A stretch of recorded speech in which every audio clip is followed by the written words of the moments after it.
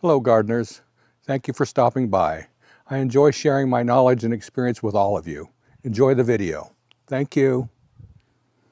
What if a few simple plants could bring more life, more color, and more pollinators to your garden this June, while asking for less work from you? The secret isn't fancy gardening, it's planting the right native plants and creating tiny wildlife habitats that bees and butterflies can't resist. What if a few simple plants could bring more life, more color, and more pollinators to your garden this June, while asking for less work from you? The secret isn't fancy gardening, it's planting the right native plants and creating tiny wildlife habitats that bees and butterflies can't resist.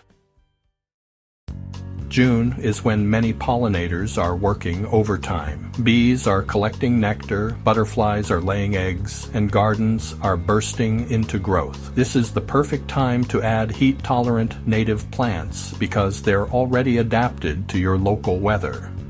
They generally need less water, fewer fertilizers, and less babysitting. Kind of like that one neighbor who fixes everything and never complains.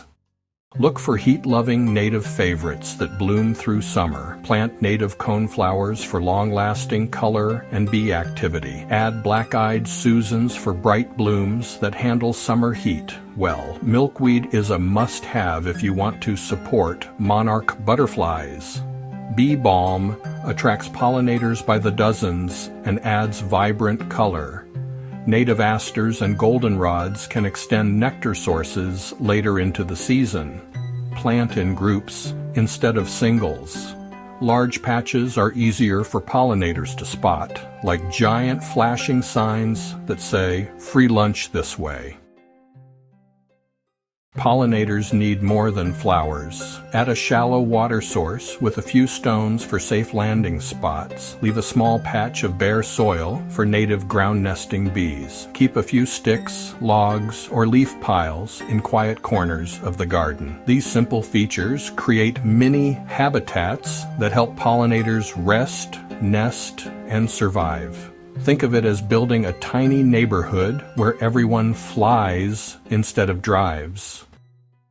Let's recap. Plant heat-tolerant native flowers. Group plants together for better pollinator visibility. Add water for thirsty visitors. Leave natural nesting and shelter spaces. Support pollinators all season long. For fast results, start by adding one patch of native flowering plants this week.